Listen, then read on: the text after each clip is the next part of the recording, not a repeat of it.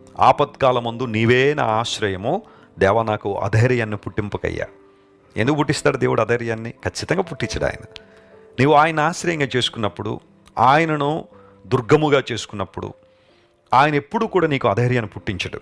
In fact దేవుడు మనకి ఎప్పుడూ ధైర్యాన్ని ఇవ్వాలని కోరుతున్నాడు. యేసుప్రభువారు ఈ లోకంలో పుట్టినప్పుడు గొర్రెల కాపర్లు రాత్రి వేళ తమ మందను కాస్తున్నారు బెత్లెహేం పొలాల్లో. దేవుని దూత వారి దగ్గరికి వెళ్ళినప్పుడు వారి చుట్టూ వెలుగు వచ్చినందువలన వారు మిక్కిలి భయపడ్డారని లేఖనాలు చెబుతున్నాయి. అప్పుడు వారికి ఇవ్వబడిన ఒక వాగ్దానం ఏంటో తెలుసా? భయపడకుడి, భయపడకుడి, fear not, don't be afraid.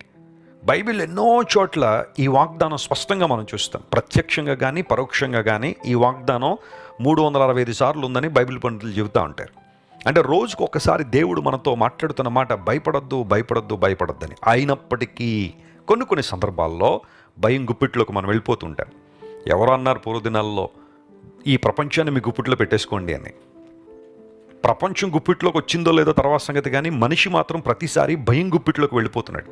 ఏదో రకమైన భయం మనిషిని వేధిస్తూ ఉంది. అయితే దేవుని లేఖనాల్లో మరలా ధైర్యపరుస్తున్న అంశం ఏంటంటే, దేవుడు మనకు పిరికితనం కలిగిన ఆత్మను ఇవ్వలేదు. Praise the lord.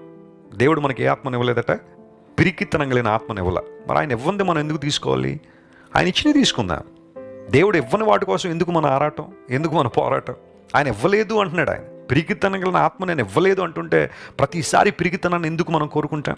ధైర్యంగా నిలబడదాం. ఏ కష్టం వచ్చినా, ఏ శ్రమ వచ్చినా, ఏ నిందొచ్చినా, ఏ అవమానం వచ్చినా నిలబడి గట్టిగా దేవుని కోసం ధైర్యంతో ఉండంతే. ప్రభువు చెప్పాడు, శక్తి, ప్రేమ, ఇంద్రియ నిగ్రహం కలిగిన ఆత్మనే దేవుడిచ్చాడు. దేవుడిచ్చిన ఆత్మను తీసుకుందాం. శక్తిగల ఆత్మది.